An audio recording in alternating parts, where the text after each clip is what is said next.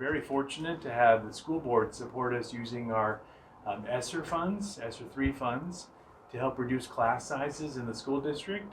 So we have been very fortunate to be able to hire 8 new teachers at the semester, and Bryant is fortunate to receive 2 of those teachers currently to help lower those class sizes. And some of the other schools are Hunt, Irving, Spalding, and Bryant, of course, are the schools that have received those class size additions, additional teachers. And so the net, as a result, has lowered class sizes.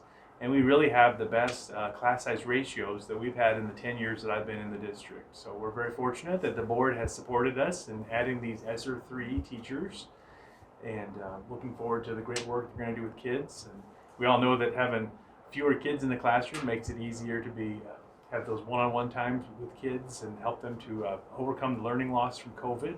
And so that's an important thing that we're focused on. So, Brian, what's the difference in the class size then? Like, are you talking like 5 per class, or what's the number? Sure. So at Bryant, it dropped from 23 to 19 for those classes when we added a section, and then from 25 to 20.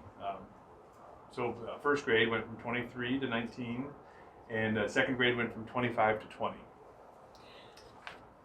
And actually, some of our second grade classes are even as low as 19 right now, which has been nice.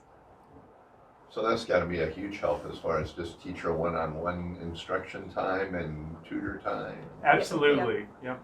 And then teachers have that opportunity to tutor kids after school using ESSER funds also, and so it's also helpful to have fewer kids that they can work with. So Allows them to be a lot more responsive quicker when you have a smaller section, and it also gives our students a lot more opportunities to respond and engage and share their thinking. When you have 19 in a classroom versus you have 24, 25, that gets a little bit more challenging in terms of time. And so our teachers are able to also keep those instructional groups much smaller. So instead of having a group of 7 or 8 for a literacy lesson, they can keep that number closer to 4 or 5 per group, which again just gives kids more opportunities to respond and get that direct feedback from teachers.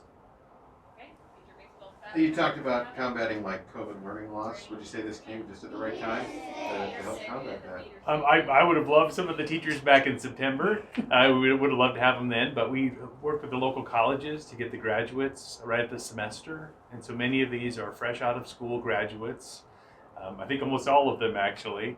And so that's been a real blessing that we have great partnerships with the local colleges to help get those students in the classroom as soon as possible to work with kids, and so it all came together really well.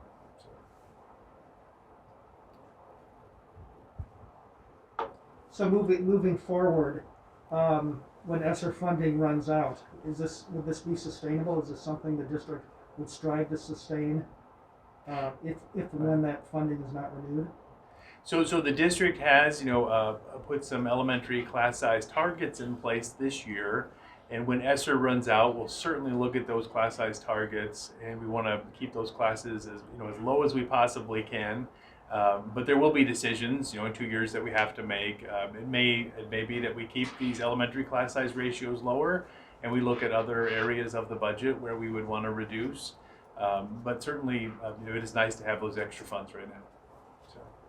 I was wondering, do any ESSER funds go to, say, maybe you can't answer this right now, but special education or tag or any of those things, or is just mostly just, for, having smaller classroom sizes? So they have to link closely to, the COVID, impacts of COVID. And so if students that were in TAG or qualified for special education services were affected by learning loss, and I'm sure some of them were, they are eligible to get our tutoring after school if they qualified based on the kids we're targeting. So.